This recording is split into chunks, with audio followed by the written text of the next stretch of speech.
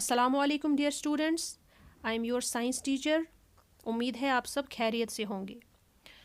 Dear students, जैसा कि आप सब लोग जानते हैं, हम अपने यूनिट फर्स्ट का पहला चैप्टर ग्रोइंग प्लांट्स पढ़ रहे हैं और आज का जो हमारा टॉपिक है वो है growth and development in plants, यानी कि प्लांट्स कैसे अच्छे तरीके से ग्रो करते हैं और डेवलप करते हैं।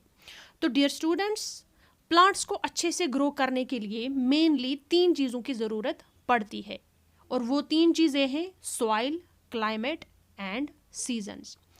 तो पहला जो फैक्टर है प्लांट की अच्छी ग्रोथ और डेवलपमेंट के लिए वो है सॉइल। तो डियर स्टूडेंट्स, सॉइल जो है वो एक इम्पॉर्टेंट फैक्टर है प्लांट्स के लिए, प्लांट्स में ग्रो करने के लिए। हर एक प्लांट जो होता है वो अपनी एक मखसूस सॉइल पे ग्रो करता है, यानी कि एक प्लांट जो है वो एक किस्म की सॉइल पे अच्छा ग्रो कर पाता है, लेकिन अगर उसी प्लांट को हम दूसरी सॉइल पे उगाएंगे तो उसमें वो अच्छे से ग्रो नहीं कर पाएगा।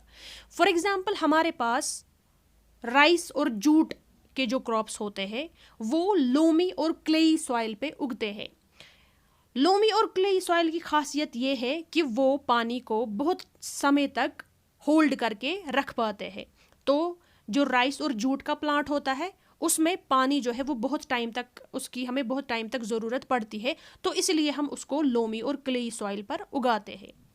इसी तरीके से जो है वीट, ज्वार और बाजरा वो सैंडी सॉइल यानी कि रेतीले वाले सॉइल पे उगता है और इन फसलों को हम पंजाब, उत्तर प्रदेश और राजस्थान में ज़्यादा उगाते हैं क्योंकि इन्हीं 3 जगहों पे सॉइल जो है वो सैंडी होती है।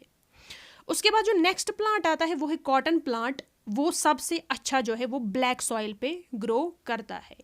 इसी तरीके से जो टी प्लांट है यानी कि चाय का जो प्लांट है वो हिली एरियाज पे अच्छे तरीके से ग्रो करता है और कोकोनट जो है वो कोस्टल एरियाज यानी कि समंदर के इर्द गिर्द जो इलाके होते हैं उनमें अच्छे से ग्रो कर पाता है, क्योंकि वहाँ की जो सॉइल होती है वो सॉल्टी होती है। और वो सॉल्टी किस वजह से होती है? क्योंकि समंदर का पानी जो होता है वो नमकीन होता है और उसी नमकीन पानी की वजह से उसके इर्द गिर्द जो ज़मीन होती है वो भी सॉल्टी हो जाती है। उसके बाद जो नेक्स्ट फैक्टर है प्लांट्स की ग्रोथ और डेवलपमेंट के लिए वो है क्लाइमेट, यानी कि किसी जगह की आबो हवा। तो जो डिफरेंट प्लांट्स होते हैं वो डिफरेंट क्लाइमेट्स में ग्रो कर पाते हैं अच्छे से, यानी कि उनकी डेवलपमेंट और ग्रोथ जो होती है वो अलग अलग क्लाइमेट्स में होती है। जैसे कि फॉर एग्जांपल कैक्टस जो होता है जो कि एक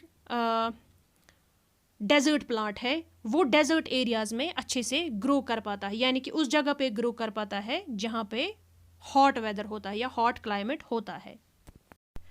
इसी तरीके से जो रबर का प्लांट होता है उसे अच्छे तरीके से ग्रो और डेवलप होने के लिए बहुत ज़्यादा रेनफॉल की ज़रूरत पड़ती है। तो रबर का प्लांट जो है वो उन जगहों पे अच्छे से ग्रो कर पाता है जहाँ पे बहुत ज़्यादा रेनफॉल होती है। और कोकोनट का ट्री जो होता है वो उस क्लाइमेट में अच्छे से उगता है जो मॉइस्ट होगा, यानी कि जहाँ पे हवा में बहुत ज़्यादा नमी होगी, बहुत ज़्यादा वाटर वेपर्स होंगे, तो कोकोनट का ट्री जो है वो उस इलाके में अच्छे से ग्रो कर पाता है। लास्ट फैक्टर जो है प्लांट्स की डेवलपमेंट और ग्रोथ के लिए वो है सीजन, यानी कि मौसम। डियर स्टूडेंट्स, हमें पता है कुछ प्लांट्स जो होते हैं वो विंटर के मौसम में अच्छे से उगते हैं और कुछ प्लांट्स जो होते हैं वो समर के मौसम में अच्छे से उग पाते हैं। ऐसे प्लांट्स जो विंटर में अच्छे से ग्रो कर पाते हैं उनको हम रबी क्रॉप्स बोलते हैं। फॉर एग्जाम्पल वीट है या ग्राम है, ये रबी क्रॉप्स है, यानी कि ये विंटर में अच्छे से उग पाते हैं और इन प्लांट्स को नवंबर में उगाया जाता है और हार्वेस्ट यानी कि काटा जाता है इनको अप्रैल में।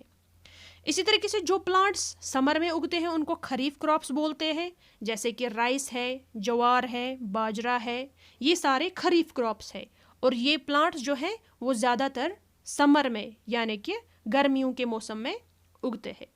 तो डियर स्टूडेंट्स, आज के वीडियो लेक्चर में बस इतना ही।